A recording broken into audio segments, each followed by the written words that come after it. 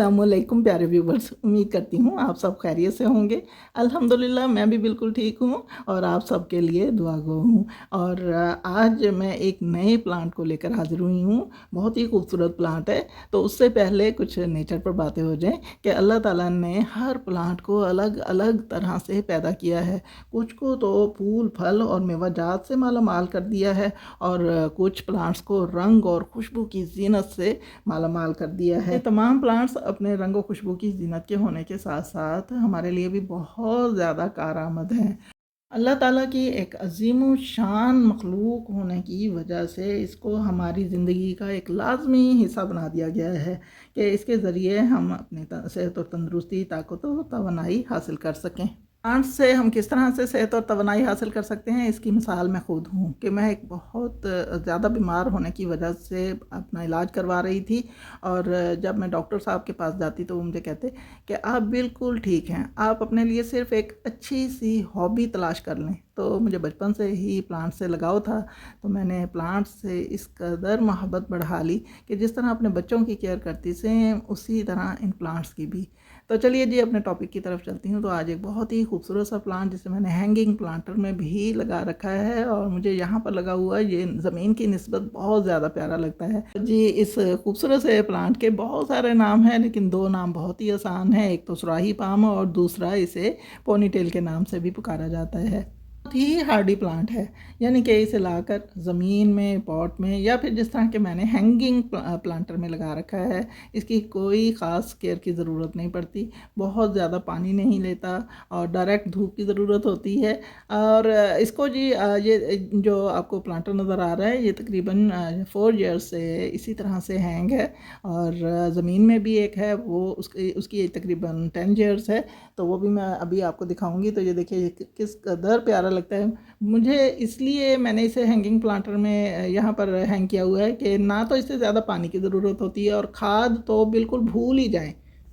बहुत से प्लांट्स ऐसे होते हैं जिनकी प्रूनिंग या फिर उनकी रिपोर्टिंग सख्त गर्मी में नहीं की जा सकती, लेकिन सुराही पाम यानी कि पोनीटेल की कटिंग भी की जा सकती है, प्रूनिंग भी की जा सकती है, रिपोर्टिंग भी की जा सकती है।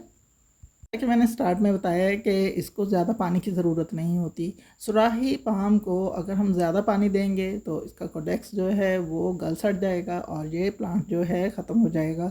सुराही पाम को अगर हम पानी कई महीनों तक नहीं देंगे तो तब भी यही हालत होगी, तो कुछ ना कुछ पानी देते ही रहना चाहिए। हाँ, ये है कि हम इसे रोज़ाना नहीं पानी दे सकते, महीने में एक बार दे सकते हैं पानी। और जी इसकी जैसा बाकी प्लांट्स को हर 6 माह के बाद कोई ना कोई फर्टिलाइज़र देते हैं, तो इसको भी साथ ही फर्टिलाइज़र दे सकते हैं। पाम का ये प्लांटर मेरा काफ़ी सालों से यहाँ पर हैंग है, तकरीबन 4 ईयर्स हो गए हैं। मैंने आज तक इसमें कोई फर्टिलाइज़र नहीं डाला। पोनीटेल प्लांट यानी कि सुराही पाम को डायरेक्ट धूप बेहद पसंद है। अगर हम इसे डायरेक्ट धूप में रखेंगे तो ये बिल्कुल सीधा सीधा अपनी हाइट को लेकर जाएगा, और अगर हम इसे किसी शेडी एरिया में रखेंगे तो फिर ये अपने आप को थोड़ा सा बेंड कर लेगा। अगर हम इसे अंदर इंडोर रखना चाहते हैं तो वहाँ साथ ही कोई विंडो होनी चाहिए जहाँ से अच्छी रोशनी आती हो, लेकिन ज़्यादा अरसे तक हम इसे इंडोर नहीं रख सकते। इंडोर रखा हुआ ये प्लांट बहुत ही प्यारा लगता है। अगर हम चाहते हैं कि ज़्यादा अरसा इसे अंदर रखें तो कुछ अरसे के लिए हमें इसे बाहर ला के रखना पड़ेगा, यानी अच्छी रोशनी इसे देनी पड़ेगी। और इसी तरह इसे रोटेट करते चले जाएंगे तो ये अंदर भी रखा जा सकता है। इंडोर इसे हम किसी अच्छी रोशनी के पास रख सकते हैं।